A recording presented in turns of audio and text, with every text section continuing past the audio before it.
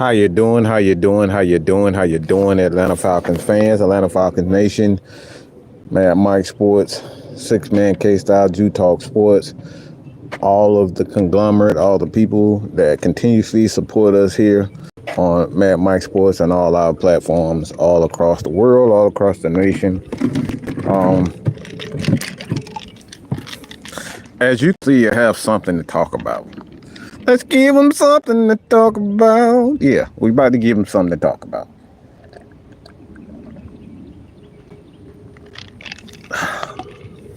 So as you can see, this is a heat. Okay? This is straight heat, y'all. From this point on, that's exactly what you're going to get. But before I get into that, I want to thank everybody for, supporting us here at Mad Mike Sports, here at Atlanta Falcons Nation, Mad Mike Network. Had a wonderful discussion earlier today. OG Big Sam, he talked about the Atlanta Falcons fans and, some going back in history and,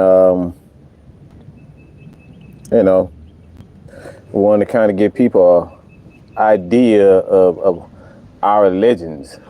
A lot of legends like Mike King, he had a wonderful conversation as far as that's concerned. What's going on, Daniel Barrett? What's going on, D?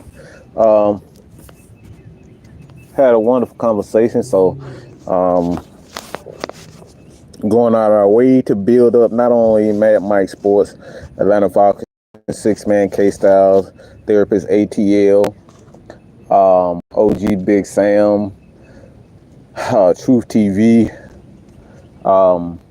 Coach Unchained does a great job of just making a lot of conversations, a lot of topics, not only just sports but real life. So this is what we're about.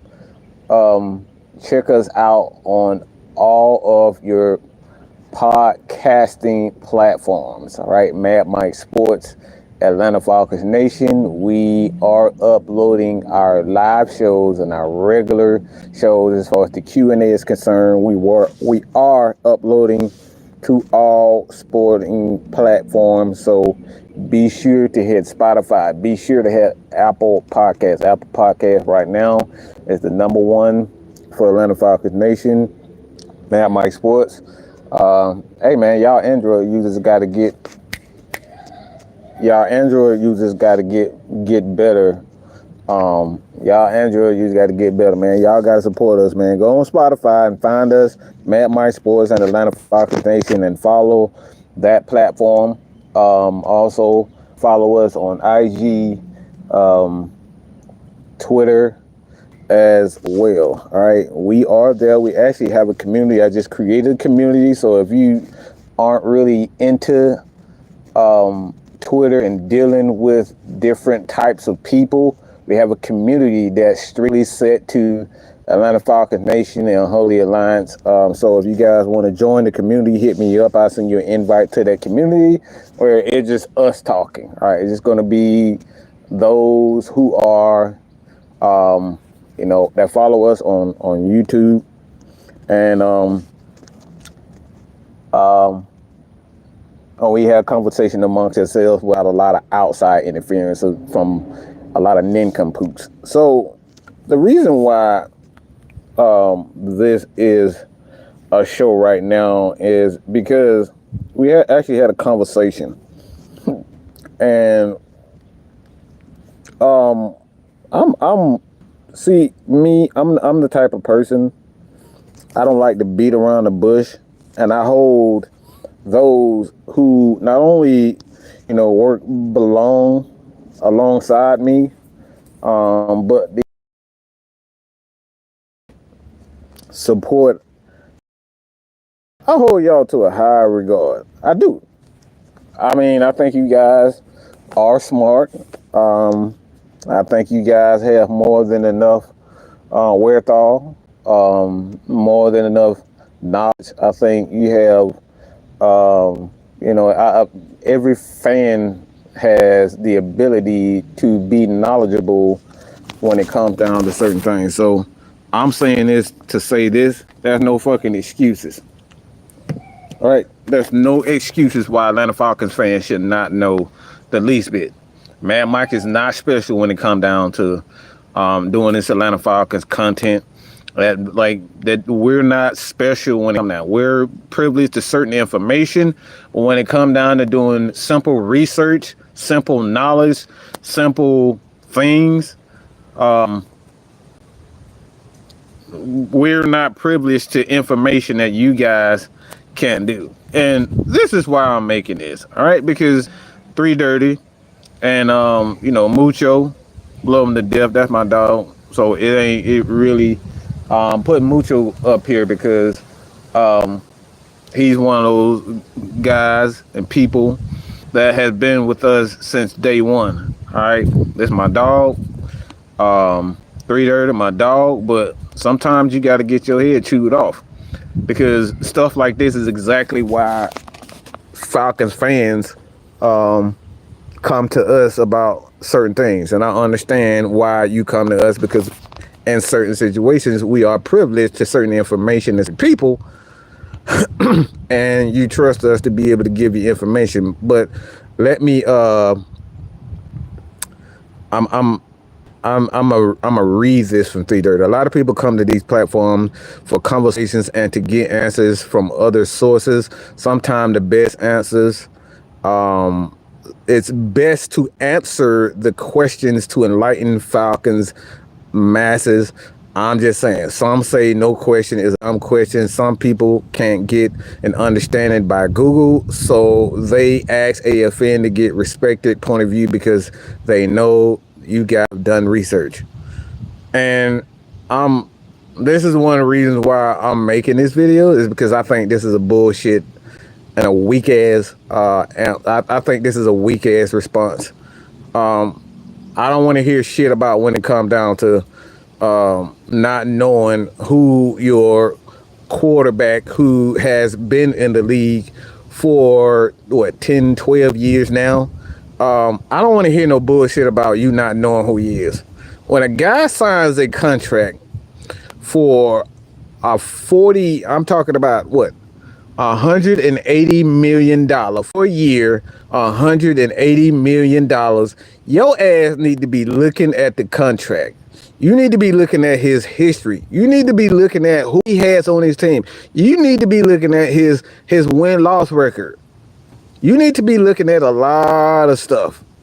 And I think this is the weakest, this is some of the weakest shit that Falcons fans, and this is the reason why I'm making this video, is because of shit like this. It's because you come to Atlanta Falcons Nation, yes, to get certain information and get an understanding, because we do our research. I totally agree. Yes, Atlanta Falcons Nation, we do our research. But this is not privileged to just us. We're not the only one that does the research. Okay? And the far is no question is a dumb question. Hog shit. Okay? Hog shit. I don't know what fucking world y'all live in where you believe that everybody should be, privileged to the same respect, but it's not. That's not true. Nobody should be privileged to the same respect. At some point, you gotta gain respect and you gotta gain knowledge. You gotta put forth the fucking effort. Okay. So if we're going to be content creators, going to be fans, well, you're going to be held to the standard of a fucking fan. Can somebody tell me right now, what is the standard of being a fucking fan? I want a couple of I want you guys to tell me what the standard of a fan should be, because my level of fandom is this. You should know who the fuck your quarterback is. You should know how many yards that he's thrown for in a year. You should know when and where he's drafted. You should know the weapons, for the most part, the key weapons that he's had in his career. So you shouldn't know these type of things. You should know the simple things, just the numbers. And if you don't know the numbers of this particular quarterback or this particular player on your team, you should know who you drafted, where he came from, the type of player that he is, all of this shit. And if you call yourself an Atlanta Falcons fan, why in the fuck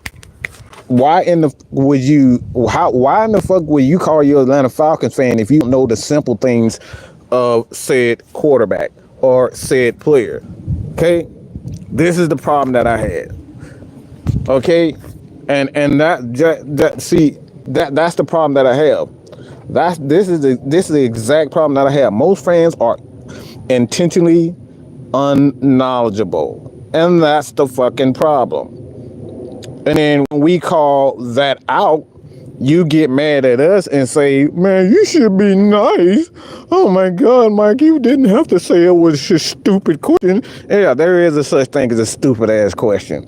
There is a such thing as a dumb question, and there's a such thing as not doing the bare minimum to understand and follow your team. How do you decide? How do you call yourself a fan of a team if you don't know the best player and how much one of the best players are making? How do you not know what this guy's done in his career? This is what we talk about when we point at fingers and say you're not a fan. Why? You're not a fan because you don't take the time out to even follow your team.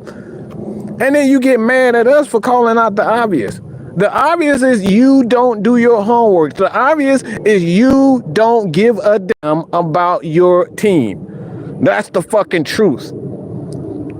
The fucking truth. A lot of people had no fucking clue that Matt Ryan is one of the greatest quarterbacks when it comes down to comeback wins, 4-quarter comeback wins, and just comeback wins in itself. He's one of the greatest to ever do it. He still holds the record for the best game to get the best game the Super Bowl has ever had. He still holds that. He still has the highest rating in Super Bowl history, and a lot of Falcons fans don't even take the fucking time to look at that. People don't even take the fucking time to know who Tommy Nobis is. People don't even take the fucking time to understand who Travis Hall is. He's one of the greatest Atlanta Falcons defensive linemen of all time, and you don't even take the fucking time to hit Google to look at the stats, to look at the top 5 Falcon sack leaders in franchise history. You don't even take the time to sit up here and look at how many records that Matt Ryan holds in the fucking franchise history. We don't even take the time to do that. But yet when somebody call you out for your lack of research, when somebody call you out for your lack of fandom and your participation and so-called the love that you have for your fan, for your team, it's a fucking problem. Why is it a fucking problem for an Atlanta Falcons fan to do simple fucking homework and to do simple research on said player? Why is it such a bad thing? Why do we have to be nice because you won't do your homework? Why do we have to not say certain things because you won't do your homework? Tell me where that works. Tell me how the hell that works. Why should I be nice because you don't want to do the basic things in following your team? Like, why do I have to be? Why do we have to be nice because you won't do the simple research? Does anybody know? Do anybody in this particular live right now? How many of you guys actually know where the college Jamal Anderson went to? Just like I said, just want to know. I just want to know. It's simple stuff like that. Like I said, I just want to know how many people in here really know where Jamal Anderson went. The running back Jamal Anderson, the Dirty Bird himself.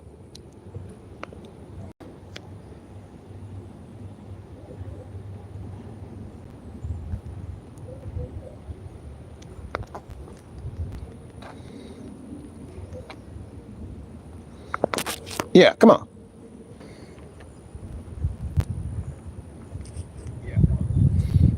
Like I said, I really want to look. It's simple stuff like this that is like that grinds my fucking gears. It really pisses me off because, like, we want to call ourselves a fan because we watch him on TV and we pull up an article from a fake ass news or from a fake ass Twitter account that is completely and utterly biased. But when we say little simple things like, you know, you should know what Kyle Pitts is good at. We should know this type of stuff.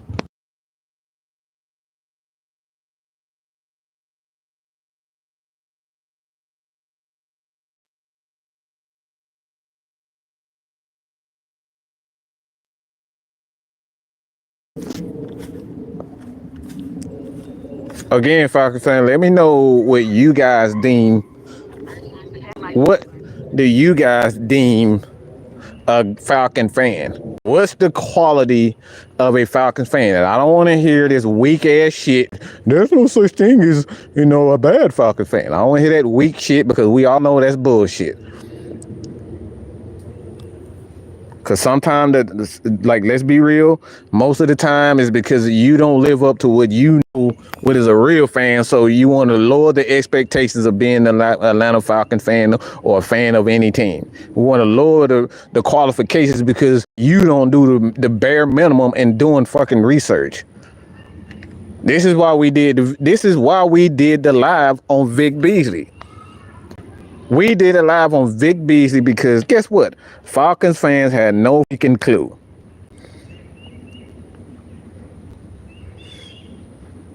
So what are the qualifications? What are the qualifications of being an Atlanta Falcon fan? Because again, why is it that when you don't have the answers to said things, why is it that when we call it stupid, because it is a stupid question if you don't know simple things about the greatest player, and to be honest, I expect you to know who the fucking long snapper is. I don't expect Atlanta Falcons fans to know who the long snapper is. I really don't. But when it comes down to knowing what Bijan Robinson, Tyler Algier, Kyle Pitts, and I got you, Mucho, I see you. But I expect you to know information about the best players. There's no fucking excuse for us to not know what Kyle Pitts, what Drake London, what Kirk Cousins has done in a career. There's no fucking excuse not to know at least 60% of what they've done in a career. If you don't know 60% of the best players of your Falcon team, you're not a Falcon fan. That's simple as that. You're a Falcons follower. And we got to stop holding, we got to raise the bar in this Atlanta Falcons fan base, because a lot of them do a lot of bitching and complaining because they don't want to do the necessary work because they so focused on one particular aspect of the game, and that's usually damn quarterback.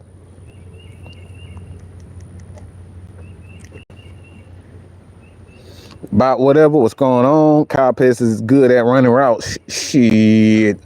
Kyle Pitts is a lazy route runner. He's been a lazy route runner just, last couple of years, in my opinion. This isn't an isolated event. Now, the question with that, like I said on Mad Mike Network, on OG and TV earlier today, it was about, and I've said this before, but the thing with Kyle Pitts is not his lack of skills.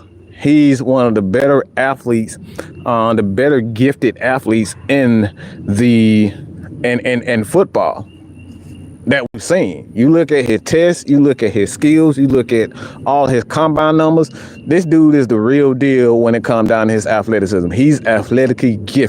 So nobody can say that Kyle Pitts doesn't personify what we believe to be a quote unquote unicorn. He has all the tools. When you got Tony Gonzalez, we got guys like Tony Gonzalez that go out of his way to say, well, damn, yeah, this guy's going to be different If we find a way to get the most out of Kyle Pitts, this guy can put up some amazing numbers and break a lot of because he has the hands, he has the athleticism, he has the speed, he has the agility, he has the vert, he has everything what it takes to be a great player and a great tight end for years to come. You saw him break the Falcons tight end record. He pretty much just shattered that rookie record.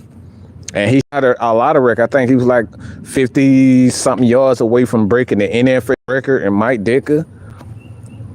And even with that, he ended up getting hurt, pulled the hamstring, so he wasn't able to, get past that. But nonetheless, this dude still put up great numbers. So we know that Kyle Pitts has the ability to be one of the best in the game. There's no doubt in my mind that Kyle Pitts this year, and I still hold that. That's my hot take for this year. If Kyle Pitts returns to form, I really believe that Atlanta Falcons will be a Super Bowl contender. Because again, when you have a running back in them, these guys stay healthy. If Tyler Algier, Bijan Robinson can stay healthy, if we have a healthy Kirk Cousins for most of the year, the entire year, this Atlanta Falcons team will be in the playoffs and they will be a Super Bowl contender. I wholeheartedly believe that because I believe that Atlanta Falcons team with Raheem Morris as the head coach, he's a guy that understands both sides of the ball. He understands both sides of the ball. He understands both sides of the ball, offense, defense. He's a guy that understands that. So when you have that, a head coach, Jimmy Lake, you've seen him, what he's able to do. He has a aggressive style of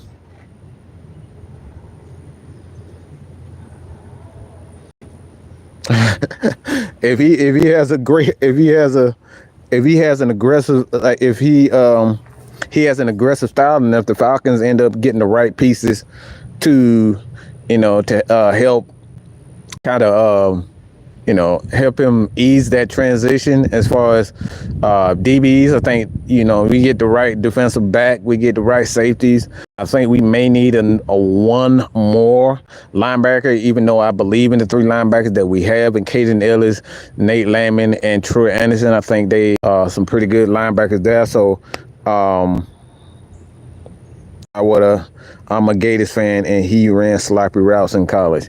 I mean, he's not the greatest route runner, but you don't have to be the route runner to be the greatest tight end. Tight ends are not most tight ends aren't great route runners. They know how to use their body. So the fact that he's not a great route runner is not really something I worry about, because with a tight end, most of these guys don't you're not going to get a Tony Gonzalez. But you look at Tony Gonzalez, he's great at using his body, and he's always been good at using his body to get open. So that's the strength of a Tony Gonzalez. He knows how to use his body. And that's the thing with Kyle Pitts that I said is a lot of times it looked like he cared. He didn't look like he cared. It didn't look like he, gave a damn about wanting to be, the best tight end. A lot of times he half-assing it on and his routes. It looked like he was out there jogging. Now, in hindsight, he says that he was still recovering from a PCL, MCL tear, so I give him the benefit of the doubt. But the last couple of years, it just didn't look like here. And that's why I maintain it. I still think I thought he was a lazy bum last year, his route running. But again, when you have a quarterback like a Kirk Cousins and a man, a lot of times these quarterbacks are going to throw you open. And I said this before. I personally believe that Kyle Pitts needs a veteran quarterback, because I don't think he's one of those guys that can motivate himself to be a great player. I think he needs to be pushed. Now, granted that he is young, and we're going to see this year if he is that type of player for sure. Can he push himself? Does he need a veteran quarterback sort, or a offensive coordinator or a coach to push his buttons, to help him become the great player that we all believe that he can become. And that's the thing when it comes down to Kyle Pitts. He doesn't have to be a great route runner. Just learn how to use your body as a tight end. Because again, most tight ends aren't great route runners anyway. They don't have the ability to run the routes. Not everybody going to be a Jason Kelce. And even look at Jason Kelce, a lot of times he doesn't run great routes. He knows how to use his body and he understands the space and he's good at running after the catch. The exact same skill sets that Kyle Pitts has. Mucho says, if you break the your team lose, no money on the line. That's a great fan. Exactly. If your heart is in it, you definitely you lose sleep because your team is playing the next Sunday. Yeah.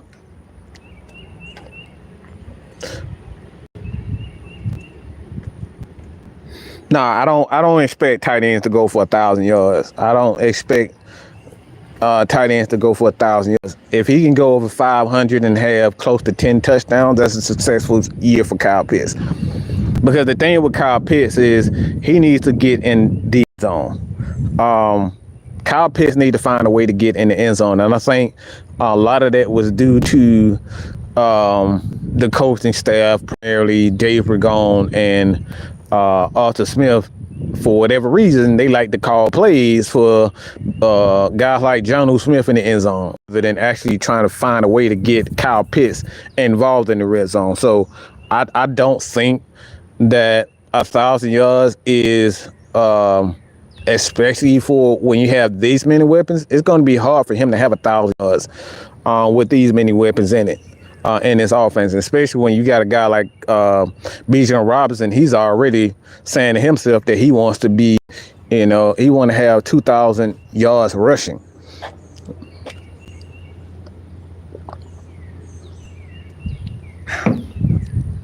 Bijan Robinson wants to have 2,000 yards rushing. Okay, MacTown Dirty was good. But I think using Kyle Pitts in situations like the red zone, goal line situations, him getting touchdowns. I think if he has about 700 yards, 10 touchdowns, I think this is a successful year for the Falcons and the Atlanta Falcons offense. I think they have the better. I think they have one of the better teams and units, offensive units, the game has ever seen. If Kyle Pitts gets in the end zone, we find a way to get Kyle Pitts. It's going to open up so much for this Atlanta Falcons offense. Just picture with Kyle. Picture Kyle Pitts. What a guy like Travis Kelce does for the Chiefs. He doesn't just open things up for the receivers. He opens up the running game because you have to spread your linebackers out to even to guard him. You can't leave Travis Kelce wide open. You can't leave him one-on-one. He's going to destroy you. And oftentimes you see at the beginning of the games and the end of the games that they say, all right, Kelce, I need you to kick it off. Kick the offense off with Kyle Pitts. Get him the ball early in game so we can open up their running game and let Tyler Algier and that offline, Bijan Robinson do their thing.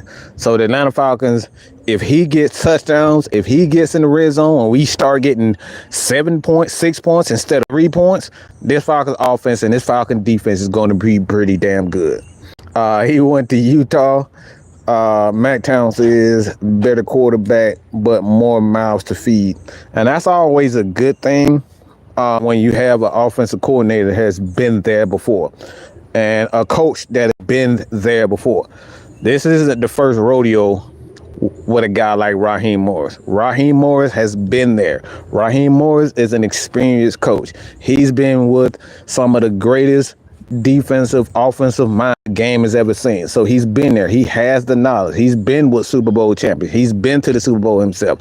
So he knows the formula and what it takes to be successful for not only in the offense, but on the defense side of the ball. So he understands it. So I'm not concerned with if the Atlanta Falcons are going to put these guys in the position. My thing is can we motivate these guys? Can we put them in position? Can we put them in position where we look at them and say, all right, they understand what's going on right now. Kyle Pitts, we finally getting the most out of Kyle Pitts. We know when to go to Kyle Pitts. We don't have an offensive coordinator that stands, or head coach that's standing on the sideline looking at the damn the play sheet like it's a goddamn spreadsheet 1922 that has been read in Japtalion. Throw that at you, Sam. I did that from you. But this is what I expect from the Atlanta Falcons. I believe that the Atlanta Falcons are closer to the Super Bowl than what people really getting them credit for. When you have a veteran quarterback that understands situations, that's the key. This is the key to getting to the Super Bowl. This is key to winning it all. It's not all about big time numbers. It's knowing how to get yourself out of situations and get them into situations. What I mean by that, getting out of a situation. All right, let's say it's raining. And for whatever reason, the game plan today was to come out throwing the ball. And you got your head coach, for whatever reason, he's not understanding it. So we need our head guy on the offense side. Look, this shit ain't working. Fuck what you saying right now. I'm gonna call an audible. Fuck what you saying right now, coach. I'm gonna call an audible. I'm gonna get a ball to Tyler Algier. I'm gonna get a ball to Kyle Pitts. I'm gonna get a ball to Drake London. I'm gonna get a ball to our running backs. Why? Because this shit ain't working what you doing. And he's willing to argue and put his own job on the line because he knows for sure that this shit is not going to work. And he's going to take it amongst himself to say, no, this shit ain't working. We need our head guy and our quarterback to understand, like, right now, Julio is on fucking fire. Right now, Kyle Pitts is on fucking fire. And we need to keep feeding him to win this game. This is what you need your quarterback to be able to do. And 9 times out of 10, we have a young quarterback, they don't understand this type of thing. They don't know when to say, fuck you, coach. This guy's hot. I'm gonna keep feeding him. We need our head guy and our quarterback to say, no, this shit ain't working. He's willing to cuss out Julio. He's willing to cuss out Drake London. He's willing to cuss out Bijan Robinson. Sit your ass on the bench. Why? Because you keep fumbling the damn ball in crucial situations.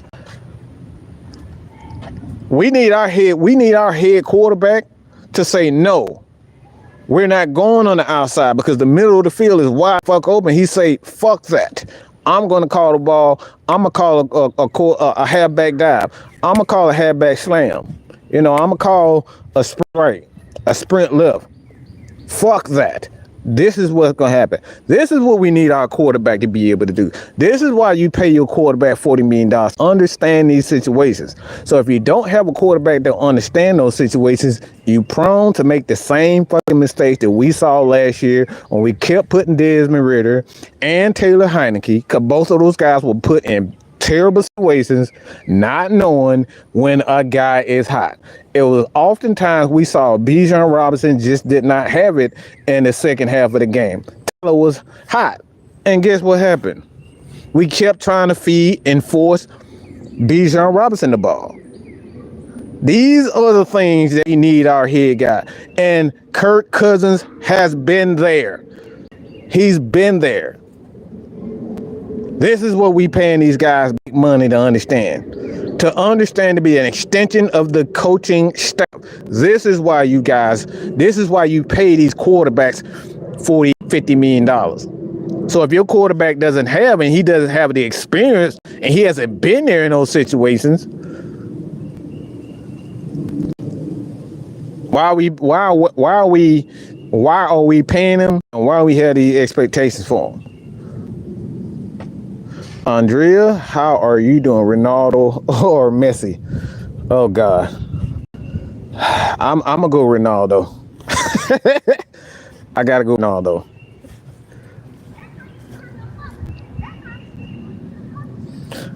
No, that's not true. He hasn't been playing bum ass quarterbacks. Okay, They's not bums. These guys are not experienced. It's a difference between bum quarterbacks and guys that haven't had experience. Guy was bummed 9 times out of 10. They would be on somebody.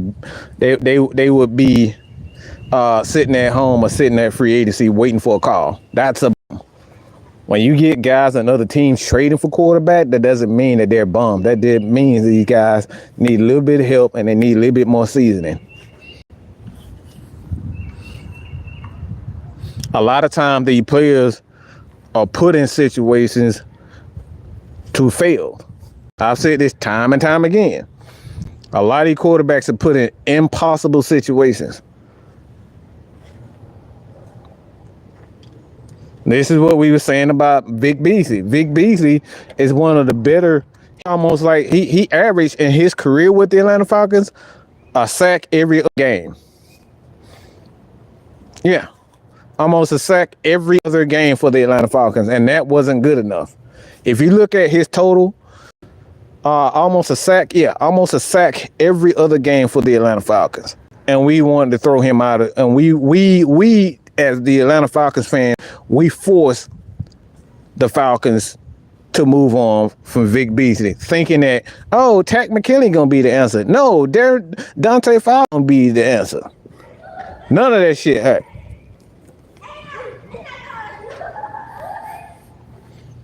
None of that shit happened.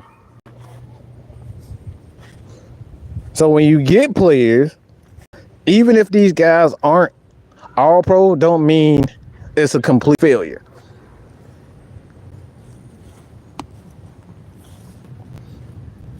So they say that Justin Fields is a complete failure. He's a bum. Well, Pittsburgh didn't think so. Arizona didn't think so. That Desmond Ridder is a complete bum. You don't trade for complete bums. You let them go and you put them on the bench. You put them on the bench and say, no, there's nothing. You put them in, you completely release them and say, you got nothing for us. Both of those guys got traded for. So they're not bums. Need to be put in position where you can get the most out of them. And that's what you got with Justin Fields, and that's what you got for Desmond Ridder.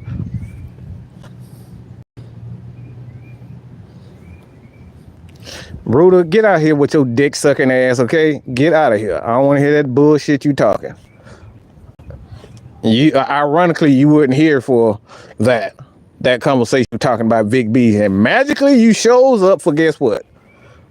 A quarterback conversation. Where have you been? Where have you been, sir? Where have you been? This is stupid as shit that we always say, oh, a quarterback has everything set up for success. No, the fuck he didn't. Why? Because the head coach got fired, the offensive coordinator got fired, and most of the damn offensive staff got fired. Shut the fuck up. Anybody who says that Desmond Ridder had everything set up for his success is a fucking idiot.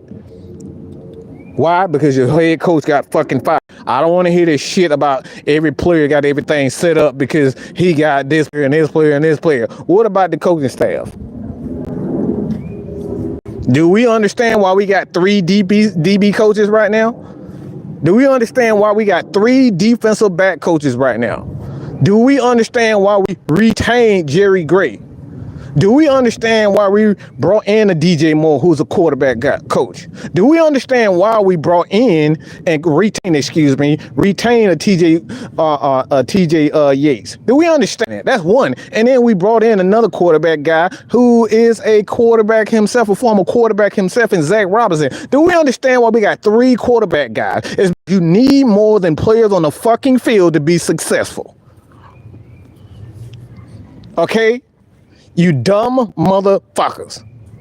It takes more than just drafting players in the fucking first round to say, yep, this team is going to be successful. You have to bring in the coaches to develop these guys. This is why that bum-ass Justin Fields, as a thrower, is not succeeding, because they did not put not only the coaching staff, but he didn't push himself to be a better quarterback.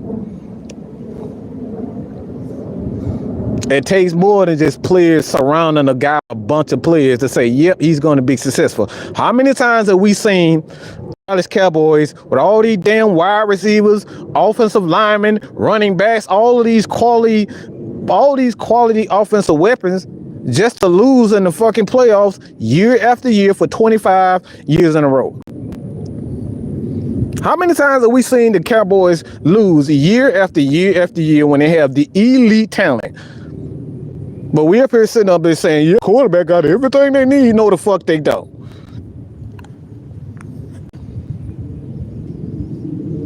No, they don't have everything they need. No, Desmond Ridder didn't have everything he needed, because if he did, the quarterback, we wouldn't have Dave Ragone, who's done nothing. He's done nothing. He's developed no one. He doesn't have a record of developing a quarterback, and yet he was working directly with the quarterback. I mean, he wasn't even working directly with a quarterback. Come to find out, he wasn't even working directly with a quarterback. Come to find out, no one was the quarterback coach until late in the year, and that was TJ Yates. It took them 15 fucking games to understand that TJ Yates needed to work with Desmond Ridder. What the fuck are we talking about? And we sit up here with a straight face and say, yep, Desmond Ridder had everything. Desmond Ridder had everything. Now, get the fuck out of here. It's ignorance. It's pure ignorance.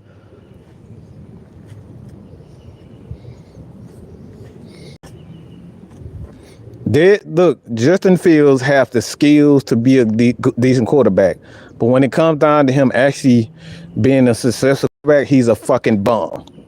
As far as his numbers is concerned, his numbers are terrible.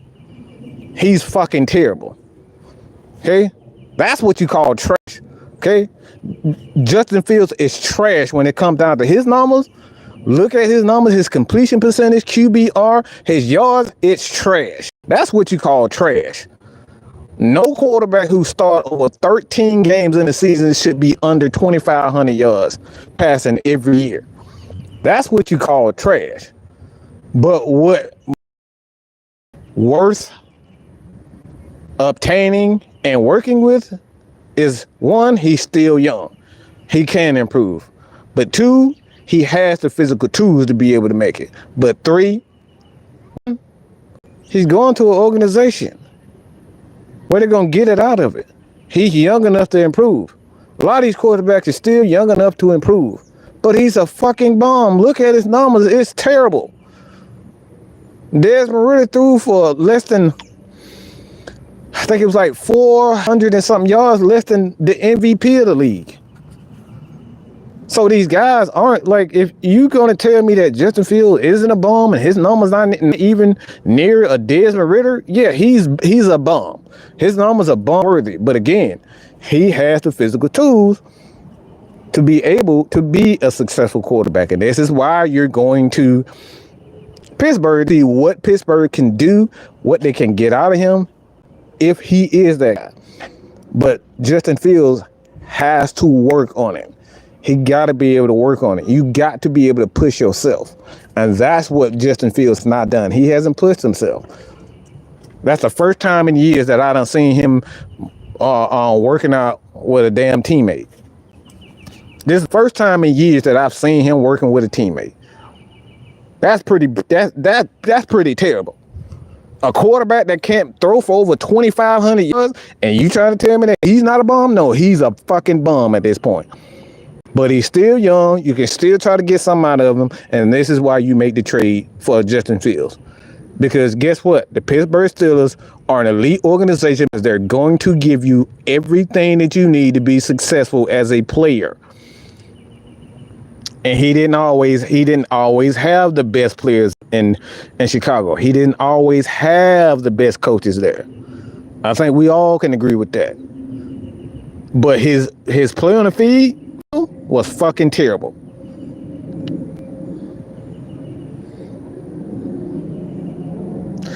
I don't know how you say that. DeJarnette Kelly. Justin Fields is bomb. Fields record is 10-39. Ridder's 11-6. Fields can't read a defense. Old chicken hauler. He needs to get better at processing. Look, if you ain't process information in college or in NFL, chances are you're not going to get better at processing information. What needs to happen with Justin Fields is understand what he's good at and just only focus and give him what he's only good at. For example, we know that he can't process information quickly. So this is why the offensive coordinator got to get him to understand you're not good at processing information. So what we need to do for you, get the ball out of your hand quick and throw the ball deep. What he tried to do was force Justin Fields to not only be a threat with his legs, but get the ball out of his hands using screens. And another thing that he's terrible at is throwing slants. He does not throw enough slants, a lot of quick passes out of the backfield. He's just terrible at that. So the offensive coordinator tried to get the ball out of his hand so he can get rid of the ball, use his athletes, so the athletes can, take that part away from him. Because the more that Justin Fields thinks, the worse he gets. You want to get the ball out of his hand quick. This is the whole makeup of the West Coast and spread offense. Get the ball out of your quarterback hands so these guys can gain more confidence and let the athletes do most of the work. So this is what he's going to do. He's going to get the ball out of his hand by 1, throwing deep passes, 2, throwing a lot of screen passes, and 3, using a lot of rollouts and using his legs. Those are the 3 things that Justin Fields needs to be working on right now.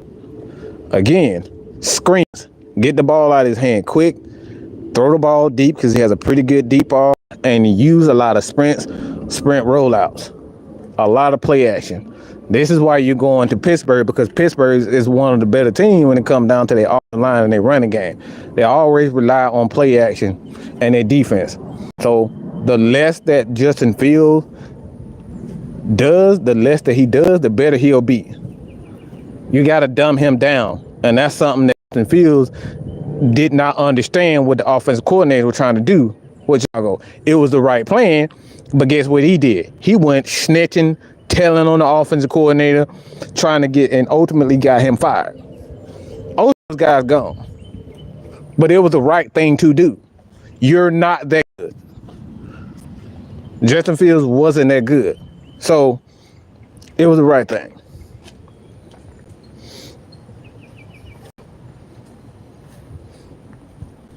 And to be honest, I'm going to just be real.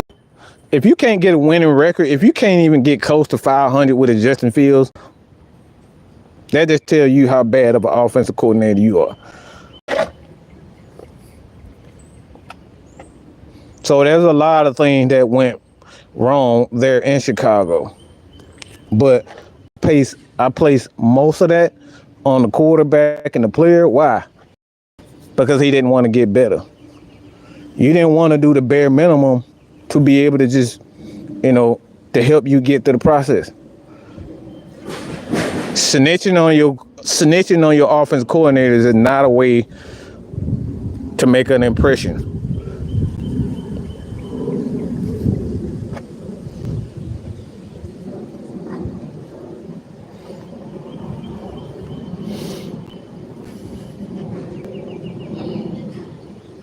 So you guys got any questions? And Mr. Wright says that Desmond Ridder played scared. I mean, he said that himself. Desmond Ridder said he played scared. But these are the things, as an offensive coordinator and a seasoned play caller, you understand when your quarterback is playing scared and he's apprehensive. So what do? You dumb the playbook down. You run the ball more. You get the ball out of his hands quickly. Make sure that you're not throwing. You got to make sure it's a lot of play action that go with that. Anytime you got a young quarterback or a quarterback that hasn't developed properly, use a lot of running. Use a lot of rollouts and use a lot of play action. Play action is a way to help your quarterback develop a lot faster, so he can see the field a little bit more. because only the best quarterbacks are good at throwing the ball in zone. So what you want to do is use play action to get more one-on-one opportunities, which is typically in man situations. Most young quarterbacks struggle in zones, and that's what a guy like Desmond Ridder and Justin Fields failed at, because they weren't good at scanning the field, seeing the field yet. So that's why young quarterbacks, young offense, you always see them focus on running the ball first. And for whatever reason, Arthur Smith decided that he wanted this. No, we're not going to run the ball anymore. Nope, we're not going to do that anymore. We're going to come out and run a ton of damn flat routes with our running backs, which everybody in the universe knows is coming. We're going to throw the same pass, the same side, every damn play. And we're going to abandon the run. It were games that they came out, and the first 15 plays, 10 of them were passes. That should never happen with a young quarterback, where most of your plays that you're running are all passing plays. This is the situation that Arthur Smith put Desmond Ridder in that Atlanta Falcons offense. They should have been relying on the running game. They should have been relying on the offensive line. This is what they should have been doing. But instead of understanding that you have a young quarterback, you have a young team, and you have a good offensive line, this is a top 5 offensive line, you needed to rely on them. But instead of relying on them, you thought you was Jesus. You wanted to completely go away from everything that you did in the first 2 years and say, nope, we're going to pass the ball to Bijan Robinson 25, 30 times a game. Get him the ball 25, 30 times a game when you got Drake, you got Kyle, you got guys like Tyler Algier. It was a lot of games where Tyler Algier touched the ball less than 10 times in a damn game. And he was one of our better players last year. It was a lot of time that CP wasn't even on the freaking field.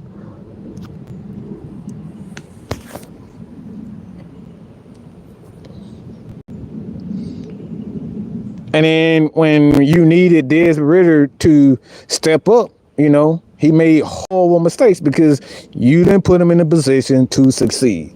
And a lot of times, this is what happens with these head coaches and the offense coordinators, because they trying to force these quarterbacks to gain that experience rather than help them gain the experience. I feel like Desmond Ridder was bad because he had a bad coach and he probably had potential. I mean, he has Banks, thank you for the comment, but he has see, the thing is, I think where a lot of fans' minds are just, it's an NFL culture, is because you get drafted, everybody expect you to be, at the very least, they expect you to be a quarterback that's going to put up 30 touchdowns. And a lot of times that's just not doable for a lot of young guys. Most young quarterbacks don't throw over 25 touchdowns in a season. A lot of them don't throw for 20 touchdowns in a season. A lot of young quarterbacks don't throw 25 plus touchdowns. A lot of them don't throw for over 3,500 yards in the season. They barely throw for 3,000. So we have high expectations for guys that's learning the game. Because we saw, even a guy like Josh Allen, he didn't have that success coming out early. So because we have weapons on the field don't mean that this guy's going to actually throw for these. These are very rare cases where we see quarterbacks coming out of the NFL and he throwing for 35, 4,000 yards. Not everybody going to be a C.J. Stroud. Not everybody going to be a Matt Ryan. Hell, Matt Ryan didn't throw for 4,000 yards his first year. These are very rare exceptions. Like, these are very rare cases where you see quarterbacks coming out throwing for over 35, 25 plus touchdowns in a season and less than 20 interceptions in a year. That's very rare cases. So hit that subscribe button, hit that like button, people.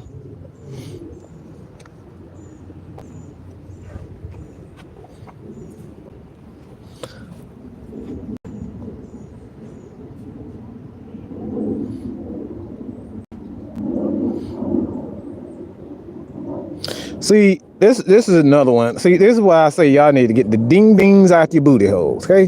Get it out. It doesn't matter what your weapons are in the NFL. Don't matter.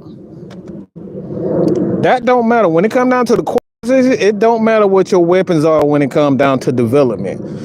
Because development is understanding the game, okay? It's not about how many yards you get. It's not how many touchdowns you get. It's understanding what your job is, making the right read consistently. This is what y'all got it messed up. A lot of people have it messed up because they think yards equals, yeah, he's ready. A lot of times guys have a bunch of numbers, a lot of big numbers. And I'm going to use CJ Stroud, for example.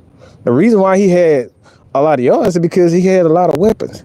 Their offense was designed for him to get the ball out of his hand quickly and let the athletes be athletes.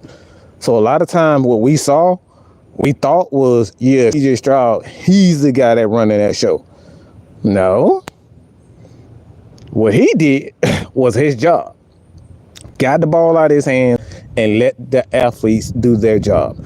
And a lot of times we're the offensive coordinator. The coach is making the decisions for him. CJ, this is the play. Don't hesitate. Get the ball to Nico. Don't hesitate. Get the ball to what's the other the wide receiver, the little short guy right now. I can't think of his name. But it's to get the ball out of their hands and let those guys do their job. So a lot of times, and this is why a lot of wide receivers, they get, misconstrued, is because a lot of times, early in their career, they're the one taking all of the pressure off these quarterbacks, and they sometimes get left out. And in cases, that is true. Most cases, that is true. Especially early in the quarterback's career, a lot of wide receivers make the quarterback's job a lot easier. And I know for sure that's what happened with CJ Stroud. Why do I know this? Because you see what happened when he got into the playoff. He got into the playoffs, CJ Stroud did not look like the same quarterback. Why? Because teams understood what they were doing and they made adjustments. Does that mean CJ Stroud is going to be a bad quarterback? Absolutely not. He did exactly what they asked him to do. And they're going to continue to get better. But sometimes, a lot of the times, when we look at these quarterbacks and say they ready, they not ready.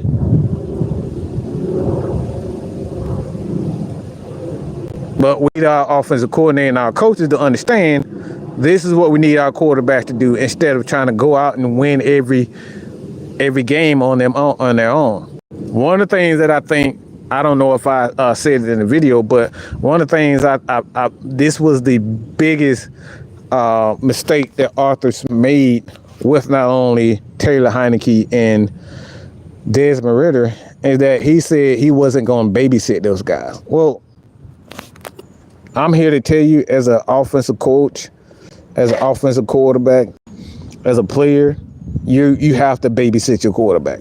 These guys are sensitive. The quarterback is one of the most sensitive positions, if not the most sensitive position outside of the kicker in the game. You have to babysit these guys. You got to make sure they right in their right mental space. You have to make sure that you have a plan if these guys if they start bad. If a quarterback starts out bad, you have to babysit these guys. And I know for sure a lot of games where the Falcons and Desmond Ridder got off to a horrible start. So instead of using his legs to help him gain confidence, Instead of dumbing down the offense and just letting him get the ball out of his hands, he said, no, we're going to keep throwing and keep throwing and keep throwing and keep throwing and keep throwing and keep throwing the same things over and over again. Sometimes you got to understand, like a Andy Reid. This is why you look at Andy Reid and you see why he has so much success with his quarterback. It's because he babysits him. He say, well, Pat, you're not throwing that deep ball away right now. What we going to do, we're going to completely stop. We're going to completely throw that game plan out, and we're just going to check the ball down. We're going to run the ball until you gain confidence. He the same thing with McNair. He did it with Favre. He's been doing this all his freaking career. And we wonder why that Andy Reid is one of the greatest offensive minds, and it's because he babysits his quarterbacks. He understands when he doesn't have it. That's why you see him in the Super Bowl and you wonder why. It's like Kyle, like you look at Patrick Mahomes, you say, man, this dude have not been playing good in the whole entire first half. And then in the fourth quarter, you're saying, damn, he just turned it on. No, he didn't. He slowly built up his confidence. He said, no, we're going to check that ball. We're going to give it to Pacheco. We're going to get the ball to the tight ends. And we're going to keep doing that and keep doing that and keep doing it until Patrick Mahomes calm down. We wondering why this guy is regarded as the greatest quarterback guy in the history of the game. It's because he babysits his quarterback. So this is why Arthur Smith failed. Because he felt like he didn't want to babysit his quarterback. That's the biggest mistake that any coach, any quarterback, and any offensive coordinator can make, and not understanding that you have to babysit your quarterback. This is why Justin Fields failed. This is why Desmond Ridder failed. This is why Malik and a lot of quarterbacks has failed, because we got these offensive coordinators that try to force these quarterbacks to do what veteran quarterbacks do, and that's not the recipe for success. You got to babysit these guys. CJ Stroud is not a top quarterback. Okay, he's not a top 5 quarterback. We're gonna end that right now.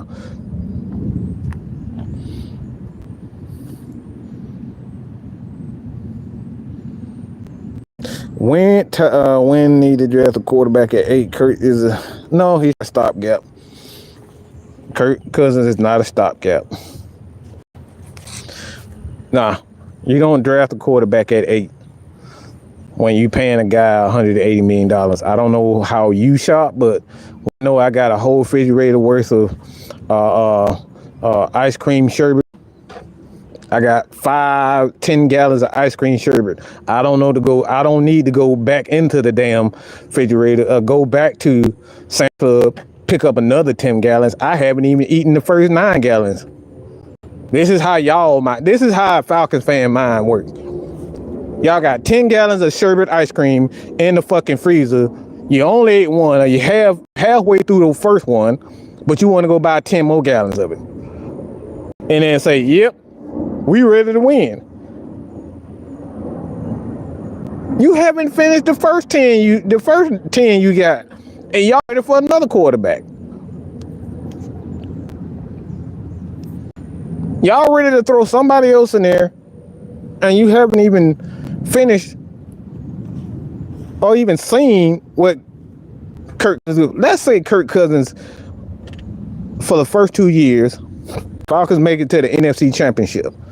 That's just hypothetical right now. And I want everybody's opinion on this.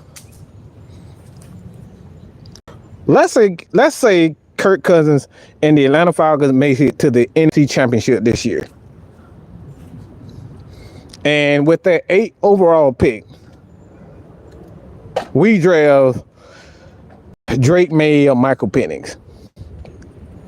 Kirk Cousins has a 5,000 yard passing season, and we got a quarterback that took at 8.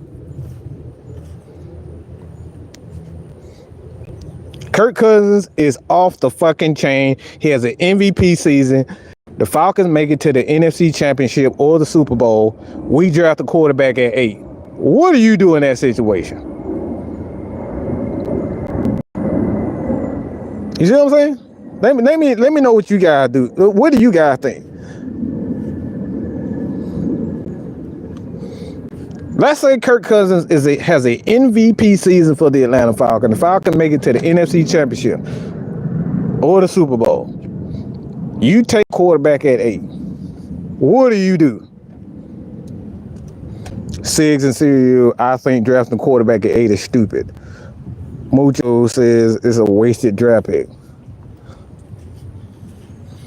You tell your quarterback too to sit down and take notes. Let me know when you wake up.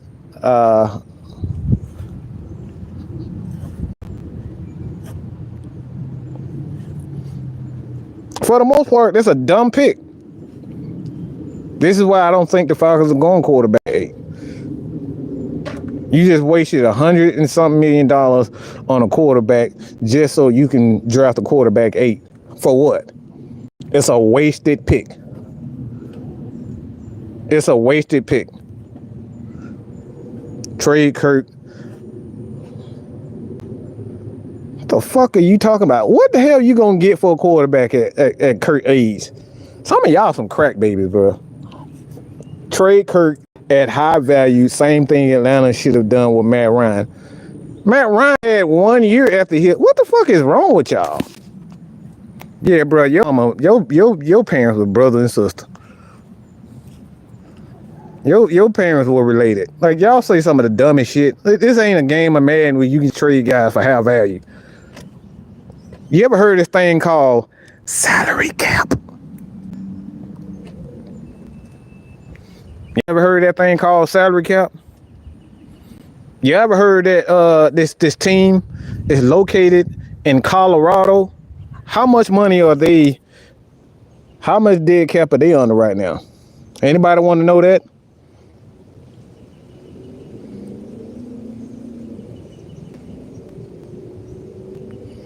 Yeah, that team in Colorado. They signed Russell Wilson for what? Close to $200 million, $100 and something million in guaranteed money. What happened to them? They still trying to figure out what they're gonna do now. They're gonna be paying Russell Wilson for the next 2 years. They paying Russell Wilson to play in Pittsburgh.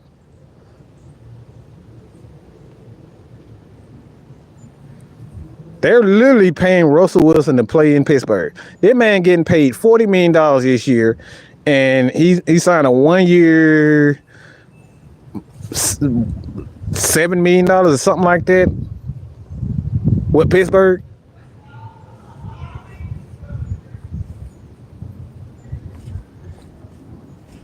They literally paying a guy to play at another team, paying him $40 million. See, this is where a lot of you guys don't use that little. That's not how it works.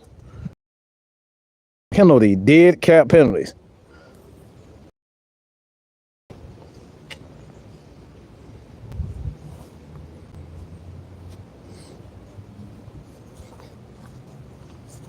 $85 million in dead cap. That's one of the dumbest things you can do. Is try to get rid of a quarterback or a player, because the way contracts are designed, those first 2 to 3 years in any player's contract is guaranteed money.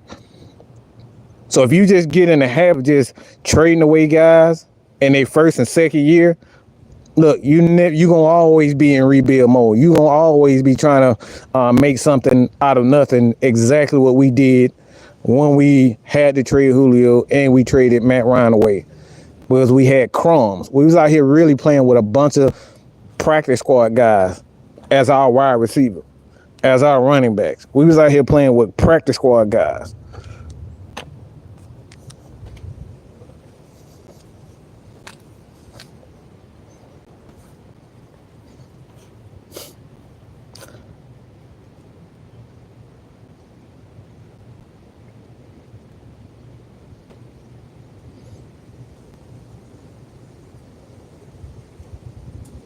The reason why the Falcons didn't get rid of Matt Ryan 28 at the win is because he led the team and won a Super Bowl. Russ was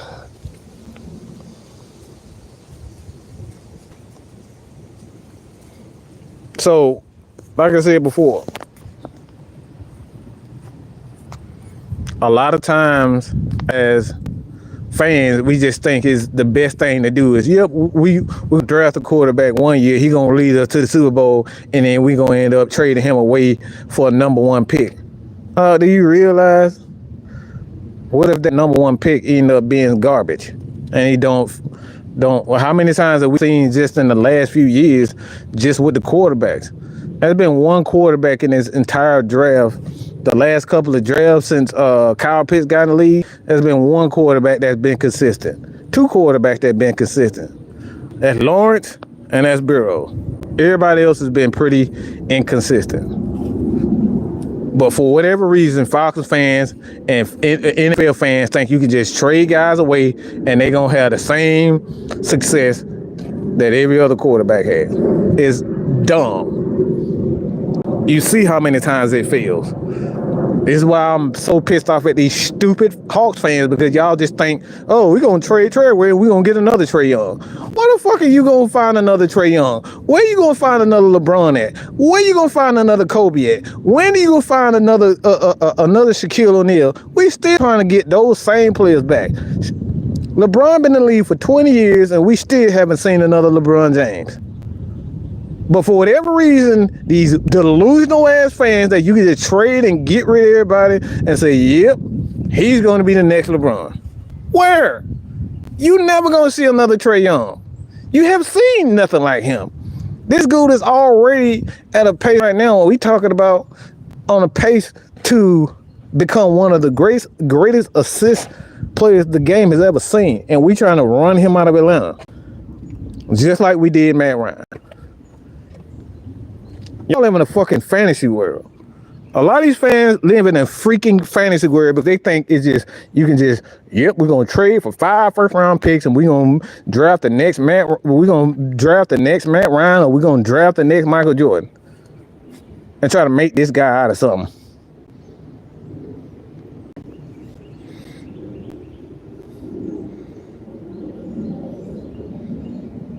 Ask the Bears how that turned out. They move off a playoff quarterback, fish for something better, and they ain't had a winning season since they moved on from it. And that's, look, as much as I'm not gonna say that Mitch Trubisky is a great quarterback, because I don't think he's a great quarterback, but he was better than what the fuck they had, and they moved on from that. They moved on from that, and they still haven't found their guy. Well, obviously the next quarterback gonna be Caleb Williams, but hopefully it's Caleb Williams for them. We see this year after year. You think you don't think this guy's gonna, be much of anything, so you trade him away, and the next thing you know, guess what? He gone. Falcons made the greatest mistake that they could ever make and trade Matt Ryan because they thought they had something better. They thought they knew better than Matt Ryan.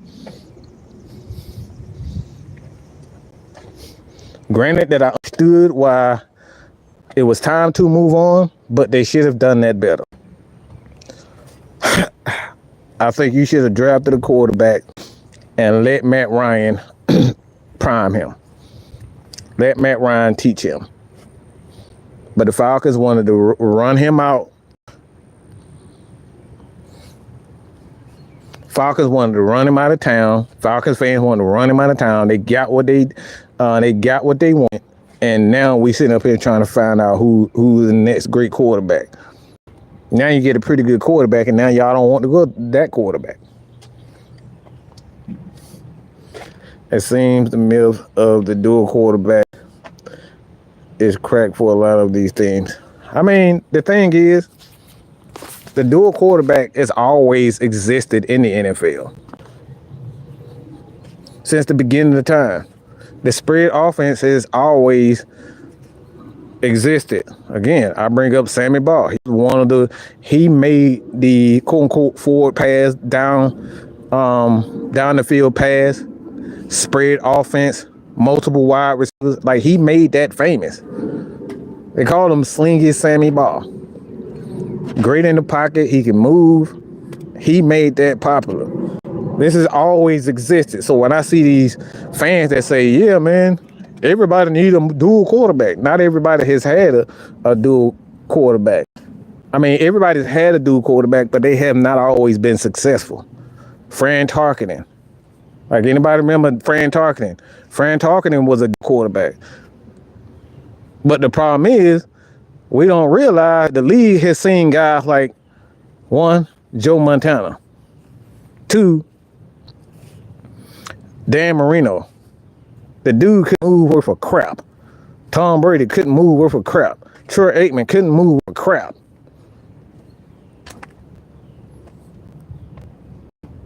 Warren Moon couldn't move worth a crap. We've seen this. The problem is people got way too fixated on Michael Vick, and everybody trying to recreate Michael Vick. Michael Vick is one of the worst things that ever happened to the NFL. He's one of the greatest things to ever make it happen to the NFL, but mostly the worst thing that ever happened to the NFL, because that's all fans want to see is another Michael Vick. They don't care about nothing. They don't care about the quarterback, whether he can throw the ball, that he can lead his team to victory. All they want to see is the quarterback run around and make it with his legs. They don't care if he can run. Okay, Roger Staubach, another one of those guys. Thank you. They don't care about the quarterback being able to throw 35 touchdowns in the season. They don't care about none of that. All they want to see is the quarterback run fast.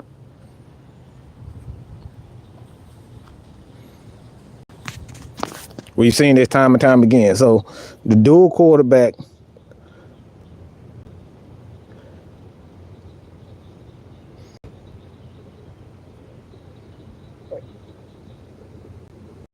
yeah, Vic came in around, they were selling it was all about money.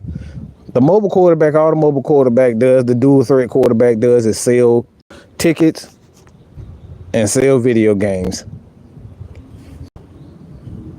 So what it did, it just made the NFL an extra $200 million having a Matt Ryan, a Mike Vick, and a Josh Allen.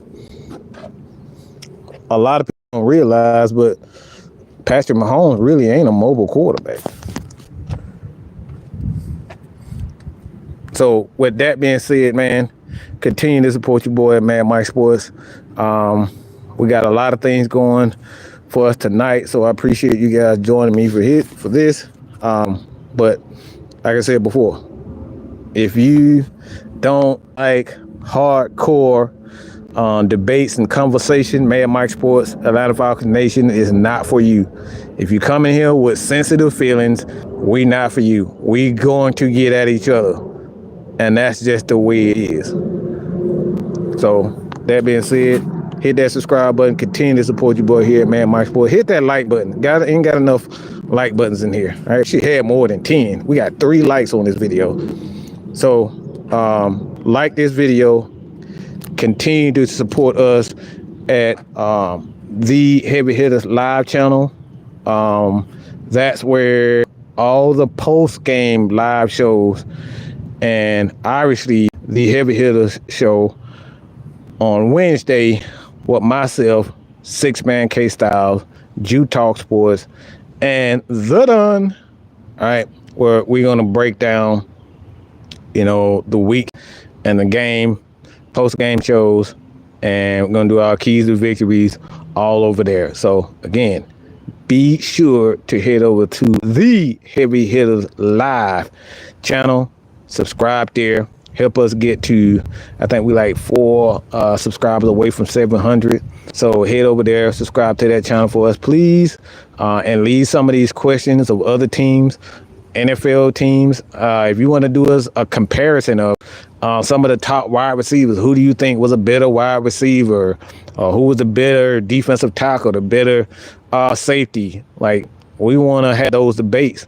We want to have those conversations. So subscribe, leave that comment below. That's all I got to say about that. Appreciate everybody. Like I said before, man, it's all love. It's all about the conversation. Don't get in your feelings because you get called stupid or you get called dumb. It's all about the conversation. And I think most of y'all know that about here, Mad Mike Sports. So that's all I got to say about that, man. Appreciate it for joining us. I'm out of here, baby. Peace.